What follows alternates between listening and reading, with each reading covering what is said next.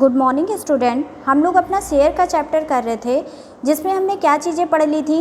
हमने पढ़ लिया था शेयर इन एडवांस कॉल होती है तो कैसे ट्रीटमेंट होता है, कॉल्स इन एरियर पढ़ लिया था, प्रीमियम पे इशू करते हैं, डिस्काउंट हो गया, आपका एट पार हो गया।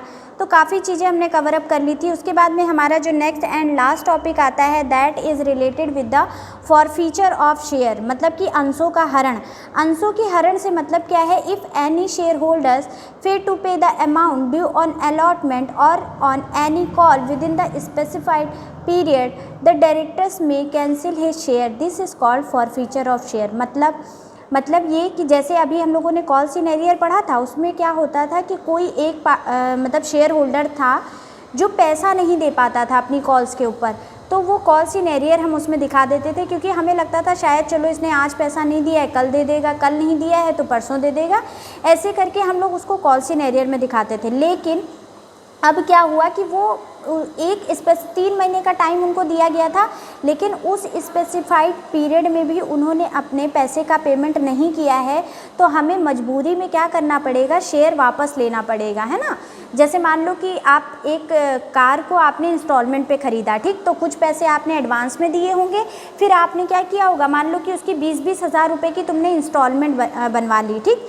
तो इंस्टॉलमेंट बनवा ली, आप 1 महीने नहीं दे रहे हो, 2 महीने नहीं दे रहे हो, 3 महीने नहीं दे रहे हो, फिर बैंक वाले आपको बार बार बोल रहे हैं कि आप इंस्टॉलमेंट पे कर दो, आप नहीं पे कर पा रहे हो, तो लास्ट में क्या होगा, लास्ट में वो लोग आपकी गाड़ी भी लेकर जाएंगे और जितना पैसा आपने दे दिया होगा वो भी रख लेंगे। ऐसा नहीं करेंगे कि पैसा आपका रिटर्न कर देंगे। तो एक तरीके से इसे क्या, ऐसे ही शेयर का चीज़ होती है, मतलब शेयर में भी क्या होता है, डायरेक्टर जो होते हैं वो शेयर को आपसे ले लेते हैं, छीन लेते हैं और उसको फर्दर री इशू कर देते हैं।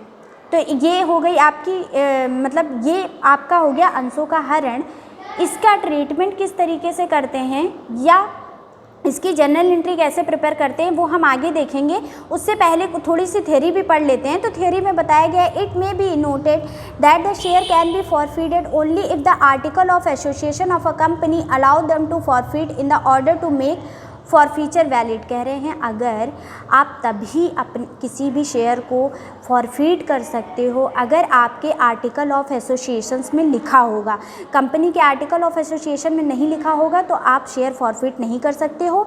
फिर इन्होंने बताया कि अगर article of association if no rules are given in article, अगर कोई भी रूल आर्टिकल में नहीं दिए गए हैं तो टेबल F शेड्यूल फर्स्ट के जो कंपनीज एक्ट है 2013 उसके रूल्स इस पे एप्लीकेबल होते हैं। फिर बताया गया है कि जब भी आप शेयर इशू फॉरफीट करने जा रहे हो तो 14 डेज़ का आपको नोटिस पीरियड देना होता है कि हम आपके शेयर को फॉरफीट कर लेंगे अगर आपने 14 दिन में पैसा क्या नहीं किया, रिटर्न नहीं किया। तो ये अब उसके बाद शेयर होल्डर्स ने क्या किया, 14 डे के बाद भी वो पैसा नहीं पे कर रहा है, तब आप उसके शेयर को क्या कर सकते हो, फॉरफीट कर सकते हो। फिर उसके बाद देखिए बेटा यहाँ एंट्रीज दी है, एंट्रीज ऑफ फॉरफीटेड शेयर। तो देखो सबसे पहले दिया हुआ है forfeiture of share which were issued at par, मतलब जहाँ पे आपने 100 रुपये के शेयर को 100 रुपये पे ही इशू किया था वहाँ की बात कर रहा है। तो उसकी जर्नल एंट्री बनाने का मतलब ये डेबिट होता है, क्रेडिट होता है, ये सारी चीज़ें ना देखो। सबसे पहले आप जर्नल एंट्री पे आ जाओ। देखो जर्नल एंट्री दी है, शेयर कैपिटल अकाउंट आपका डेबिट होता है, क्योंकि आपकी कैपिटल कम हो रही है, आपको कहीं से पैसा मिलना था, पैसा मिल नहीं रहा है, तो इस वजह से क्या हो रहा है, शेयर कैपिटल आपका डेबिट हो जाएगा। तो बेटा डेबिट होता है कैसे, number of share forfeited into called up value per share, ये होता है। तो ये नंबर ऑफ शेयर क्या होता है, कॉल्ड अप वैल्यू, ये जब एक प्रैक्टिकल क्वेश्चन कराएंगे तो तुरंत समझ आ जाएगा। अभी बस एक बार इसको रीड कर लेते हैं। फिर बेटा टू में पता है क्या चीज़ आती है, टू में आता है जिस कॉल पे आपको पैसा नहीं मिला। जैसे अलॉटमेंट का पैसा नहीं मिला तो टू अलॉटमेंट, फर्स्ट कॉल का पैसा नहीं मिला two first call, final call का पैसा नहीं मिला टू फाइनल कॉल। फिर बेटा लास्ट में कर देते हैं टू फॉर फ्यूचर अकाउंट, ठीक। तो ये आपकी जनरल एंट्री होती है। अब बेसिकली यहाँ देखो दिया हुआ है, ये क्वेश्चन करते हैं, दिया है Gopal was holding 100 share of 10 each a company on which he had paid 3 on application, 2 on allotment but could not pay 2 on first call। अब ये कह रहे हैं जो आपका 100 रुपये गोपाल थे उसके पास में 100 रुपये का बेटा आपका 100 शेयर थे और 10 रुपये का एक शेयर था।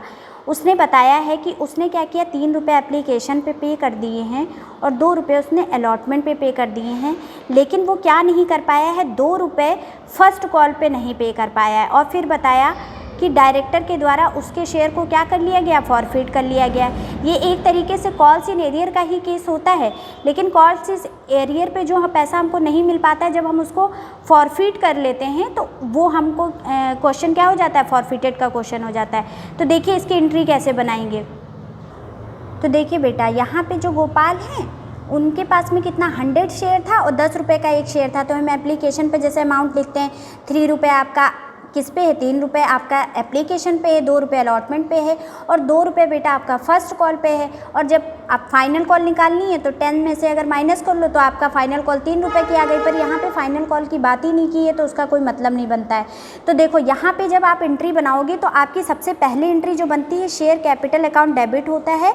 फिर उसके बाद में जो भी चीज़ें हम क्या कर रहे हैं, जो भी पैसा, जैसे फर्स्ट कॉल का पैसा हमको इस क्वेश्चन में नहीं रिसीव हुआ है तो हम क्या करेंगे, 2 फर्स्ट कॉल करेंगे और उसके बाद में 2 शेयर फॉरफिटेड होता है। अब अमाउंट कैसे भरते हैं तो देखते हैं ऊपर कैसे भरते हैं। देखो सबसे पहले जिस पे पैसा नहीं मिल रहा है, फर्स्ट कॉल पे पैसा नहीं मिल रहा है ना, तो 100 को बेटा आप 2 से इंटू करोगे तो 200 आएगा। तो फर्स्ट कॉल में आप जा करके कितना डाल दो, 200 डाल दो, डाल दिया, ये हो गया आपका। अब उसके बाद में फॉरफिटेड में पता है कौन सा पैसा जाता है, जितना पैसा आप रिसीव कर चुके हो।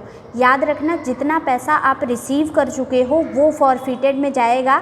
तो कितना पैसा आप रिसीव कर चुके हो बेटा, वो एप्लीकेशन पे 3 रुपये दे चुका है, अलॉटमेंट पे वो 2 रुपये दे चुका है। तो 300 रुपये वो हो गए, अलॉटमेंट का 200 रुपये हो गया। तो टोटल देखिए कितना हो गया, यहाँ 500 रुपये हो गया। तो फॉरफिटेड में आपको 500 रुपये आ जाएगा। तो दोनों का टोटल करके शेयर कैपिटल में हमारा कितना आ जाएगा, 700 रुपये आ जाएगा। ये एक बात ध्यान देने वाली है बेटा, फॉरफिट आप वही चीज़ करोगी ना जो आपको मिल चुका होगा। अब जैसे सिंपल सी बात समझने की कोशिश करो कि जैसे आप एक कोचिंग सेंटर में पढ़ने के लिए गए और वहाँ पे आपने क्या किया कि एडवांस मान लो 2000 रुपये फ़ीस जमा कर दी और अगले महीने की फ़ीस मान लो आपकी 1000 रुपये थी। तो आपने अगले महीने की 1000 रुपये नहीं दिए, लेकिन आप 2000 रुपये एडवांस तो दे चुके ना। तो जो पैसा आपने नहीं दिया उसको तो हम फॉरफिट नहीं कर सकते हैं, लेकिन जो पैसा आपने दे दिया उसी को फॉरफिट करेंगे। तो यहाँ पे बच्चे हमेशा कंफ्यूज हो जाते हैं, तो कंफ्यूज नहीं होना है। फॉरफिटेड में हमेशा कौन सा अमाउंट आएगा बेटा, फॉरफिटेड में हमेशा आपका जो पैसा रिसीव हो चुका है वो आएगा। ठीक, तो ये आपका फॉरफिटेड का मतलब एक छोटा सा क्वेश्चन था।